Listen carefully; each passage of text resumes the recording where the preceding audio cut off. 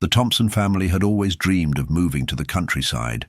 After years of saving and planning, they finally found the perfect house, a charming, rustic home nestled in the woods of upstate New York. The house was old, with creaky wooden floors and a large wraparound porch, but it had character. It was the kind of place where they could imagine raising their two children, Emily and Jack, and their beloved golden retriever, Finn. Finn was more than just a pet. He was a member of the family. He had been with them through thick and thin, always loyal, always protective. He was the kind of dog who seemed to understand human emotions, who would sit by your side when you were sad and wag his tail excitedly when you were happy. So, when the Thompsons moved into their new home, they expected Finn to be just as excited as they were, but something was wrong. From the moment they arrived, Finn refused to enter the house. He would sit on the porch, his tail between his legs, and whine softly. No amount of coaxing, treats, or gentle encouragement could get him to step inside. It was as if the house itself was repelling him. "Maybe he's just nervous," Sarah Thompson said, trying to reassure her husband, Mark. "It's a new place, after all. He'll come around." But Finn didn't come around. Days passed, and still he refused to enter the house. He would sleep on the porch at night, even when it rained, and during the day he would wander the property, sniffing the ground and growling at nothing in particular. The children were worried. "Why doesn't Finn like the house?" Emily asked. One evening as they sat down to dinner. "I don't know, sweetie," Mark replied, though he was starting to feel uneasy himself. Maybe he just needs more time to adjust. But deep down, Mark couldn't shake the feeling that something was off. The house had a strange energy, a feeling of unease that he couldn't quite put into words. And Finn's behavior only added to his growing sense of dread. Chapter 2. The first night in the new house was unsettling. The wind howled through the trees, and the old wooden floors creaked with every step. The Thompsons tried to make the best of it, unpacking boxes and setting up their new home, but the atmosphere was tense. Finn remained on the porch, his ears twitching at every sound. He would occasionally let out a loud growl, his eyes fixed on the door as if he were guarding it from something unseen. As the family settled into bed, the house seemed to come alive with noises. The creaking of the floorboards, the rattling of the windows, and the occasional thud from the attic made it difficult to sleep. Sarah tried to brush it off as the house settling, but Mark couldn't shake the feeling that something was wrong. Around midnight, Mark was jolted awake by a loud crash from downstairs. He sat up in bed, his heart pounding, and listened. The house was silent now, but the sound had been unmistakable. "Did you hear that?" he whispered to Sarah, who was already awake, her eyes wide with fear. "Yes," she replied, her voice trembling. "What was it?" Mark grabbed the flashlight from his nightstand and slowly made his way downstairs with Sarah close behind. The beam of light cut through the darkness, revealing the living room in disarray. A picture had fallen off the wall, and a vase lay shattered on the floor. "It must have been the wind," Mark said, though he didn't quite believe it himself. He picked up the picture and placed it back on the wall, trying to ignore the chill that ran down his spine. As they turned to go back upstairs, they heard a low growl from the porch. Finn was standing at the door, his hackles raised, staring into the darkness of the living room. His eyes were fixed on something they couldn't see. "Finn, what is it?" Sarah asked, her voice barely above a whisper. The dog didn't respond. He just continued to growl, his body tense, as if he were ready to pounce. Mark and Sarah exchanged a worried glance before retreating upstairs, locking their bedroom door behind them. They didn't sleep much that night. Chapter 3. The investigation, Next morning, the Thompsons tried to shake off the events of the previous night. They chalked it up to the house being old and Finn being overly sensitive to the new environment.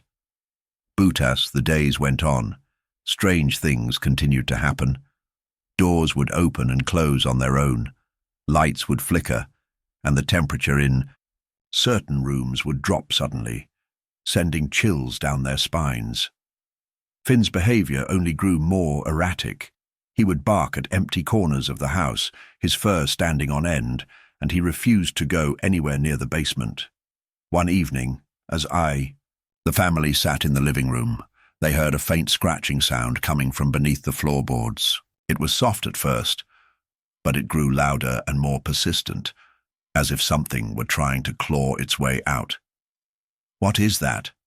Emily asked, her voice trembling. "I don't know," Mark replied, though he had a sinking feeling in his stomach. He grabbed a flashlight and knelt down, pressing his ear to the floor. The scratching was coming from directly beneath them. "Maybe it's an animal," Sarah suggested, though she didn't sound convinced. "A raccoon or something." Mark nodded, though he wasn't sure. He decided to investigate further. He grabbed a crowbar from the garage and pried up one of the floorboards. The wood was old and brittle, and it came up easily, revealing a dark, narrow space beneath the house. The scratching stopped. Mark shone the flashlight into the hole, but the beam of light didn't penetrate far. The space was too deep, too dark. He could see nothing but dirt and shadows. "I'm going to take a look," he said, though his voice betrayed his fear. "Be careful," Sarah warned, her eyes filled with worry. Mark lowered himself into the hole, the flashlight in one hand, and the crowbar in the other. The air was damp and cold, and the smell of earth and decay filled his nostrils. He crawled forward, the beam of light illuminating the narrow space. As he moved deeper, he noticed something strange. The dirt floor was covered in scratches, as if something had been digging there for a long time. And then he saw it, a small, dark object lying in the dirt. He picked it up and shone the light on it. It was a bone. Mark's heart raced as he examined the bone. It was small, too small to be from a human, but it was definitely from some kind of animal. He looked around and saw more bones scattered throughout the space, some old and brittle, others fresh and still covered in bits of flesh. "Mark?" Sarah's voice called from above, filled with concern. "What is it?" Mark didn't respond. He was too focused on what he was seeing. The bones were everywhere, and the scratches on the walls and floor were deep and jagged, as if made by something with sharp claws. And then he heard it, a low, guttural growl coming from the darkness ahead of him. Mark froze, his heart pounding in his chest. The growl grew louder, more menacing, and he could feel the air around him grow colder. He shone the flashlight ahead, but the beam of light seemed to be swallowed by the darkness. "Mark!" Sarah's voice was frantic now. "Get out of there!" Mark didn't need to be told twice. He scrambled back toward the hole, his hands slipping on the dirt floor. He could hear something moving behind him, something large and heavy, and the growling was getting closer. He reached the hole and pulled himself up, his hands shaking as he grabbed the edge. Sarah and the children were standing there, their faces pale with fear. "What's down there?" Sarah asked, her voice trembling. Mark didn't answer. He just grabbed the floorboard and slammed it back into place, his hands shaking so badly he could barely hold the crowbar. "We need to get out of here," he said, his voice barely above a whisper. "Now." Chapter 4. The Truth Revealed. The Thompsons didn't sleep that night. They packed a few essentials and drove to the nearest motel, where they huddled together in a small room, trying to make sense of what had happened. The next morning, Mark called a local contractor to come and inspect the house. He didn't tell him about the bones or the growling. He just said they were having some issues with the foundation and needed someone to take a look. The contractor arrived later that day, a burly man named Joe who had lived in the area his whole life. He listened to Mark's concerns and nodded, though he seemed skeptical. "Old houses like this can have all kinds of issues," Joe said as he examined the floorboards, "but I'll take a look and see what I can find." Mark watched nervously. as Joe pried up the floorboards and peered into the space beneath the house. The contractor's expression changed as he shone his flashlight into the darkness. "What the hell?" Joe muttered, his voice filled with disbelief. "What is it?" Mark asked, though he wasn't sure he wanted to know the answer. Joe didn't respond. He just reached into the hole and pulled out a handful of bones, holding them up for Mark to see. "These are animal bones," Joe said, his voice grim. "But they're fresh. Something's been down there, and it's been eating." Mark felt a chill run down his spine. What could it be? Joe shook his head. "I don't know, but whatever it is, it's big, and it's not natural." Mark's mind raced as he tried to make sense of what Joe was saying. "What do you mean, not natural?" Joe hesitated, as if he were choosing his words carefully. "I've lived in this area my whole life, and I've heard stories about this house. People say it's haunted, that something evil lives here. You never believed it, but—" He trailed off, his eyes fixed on the bones in his hand. Mark felt a sinking feeling in his stomach. "What kind of stories?" Joe looked at him, his expression serious. "They say that a long time ago a family lived here. They had a dog, just like yours. One day the dog went missing, and they found it dead beneath the house. They said it had been torn apart by something. After that, strange things started happening. People would hear growling, see shadows moving in the dark. Some even said they saw a creature, something that wasn't quite human." Mark's heart was pounding now. "What happened to the family?" Joe shook his head. "They disappeared. No one knows what happened to them. The house was abandoned for years until you guys moved in." Mark felt a cold sweat break out on his forehead. He looked at Joe, his mind racing. "What should we do?" Joe sighed. "I don't know, but if I were you, I'd get out of here. This house, it's not safe." Chapter 5. The final confrontation. The Thompsons didn't need to be told twice. They packed up their belongings and left the house that same day, vowing never to return. But as they drove away, Mark couldn't shake the feeling that they were being watched. They stayed in the motel for a few days, trying to figure out what to do next. But no matter where they went, Finn refused to leave Mark's side. The dog was on edge, his ears constantly twitching, his eyes darting around as if he were watching for something. One night, as they sat in the motel room, Finn suddenly let out a low growl, his eyes fixed on the door. Mark felt a chill run down his spine as he heard a faint scratching sound coming from the other side. "What is it, boy?" Mark asked, though he already knew the answer. Finn didn't respond. He just continued to growl, his body tense, as if he were ready to pounce. Mark grabbed the crowbar he had brought with them and slowly approached the door. He could hear the scratching growing louder, more frantic, and he could feel his heart pounding in his chest. "Stay back," he whispered to Sarah and the children, who were huddled together on the bed. He reached for the doorknob, his hand trembling, and slowly turned it. The door creaked open, revealing the dark hallway beyond. At first, he saw nothing. But then, as he stepped into the hallway, he heard a low, guttural growl coming from the shadows. Mark's blood ran cold as he saw a pair of glowing eyes staring back at him.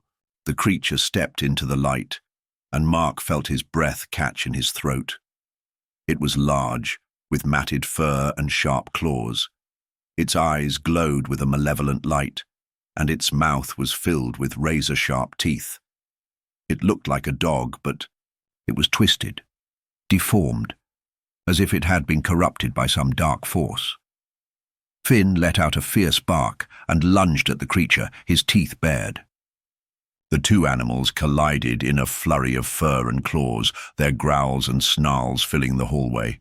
Mark stood frozen, unable to move, as he watched the two creatures fight. Finn was brave, but the creature was stronger, more vicious. It knocked Finn to the ground and lunged at him, its teeth sinking into his flesh. "No!" Mark screamed, rushing forward with the crowbar. He swung it at the creature, hitting it with all his strength. The creature let out a howl of pain and turned on him, its eyes blazing with fury. Mark swung the crowbar again, but the creature was too fast. It dodged the blow and lunged at him, its claws slashing at his chest. Mark fell to the ground, the crowbar slipping from his grasp. The creature loomed over him, its teeth bared, ready to strike. But before it could, Finn leapt at it again, his teeth sinking into its neck. The creature let out a deafening roar and threw Finn off, but the dog didn't give up. He attacked again and again, his body battered and bleeding, but his spirit unbroken. Finally, with one last desperate lunge, Finn sank his teeth into the creature's throat. The creature let out a final, gurgling cry and collapsed to the ground, its body twitching as it died. Mark crawled over to Finn, his hands trembling as he cradled the dog in his arms. Finn's body was broken, his fur matted with blood, but he looked up at Mark with eyes full of love and loyalty. "You saved us," Mark whispered, tears streaming down his face. "You saved us all." Finn let out a soft whine and closed his eyes, his body going still. Epilogue. A new dawn. The Thompsons never returned to the house. They sold it to the first buyer who made an offer, and they moved far away, to a place where they could start over. But they never forgot Finn. They buried him in a quiet, peaceful spot, where he could rest in peace. And every year, on the anniversary of his death, they would visit his grave and leave flowers, thanking him for his bravery and loyalty.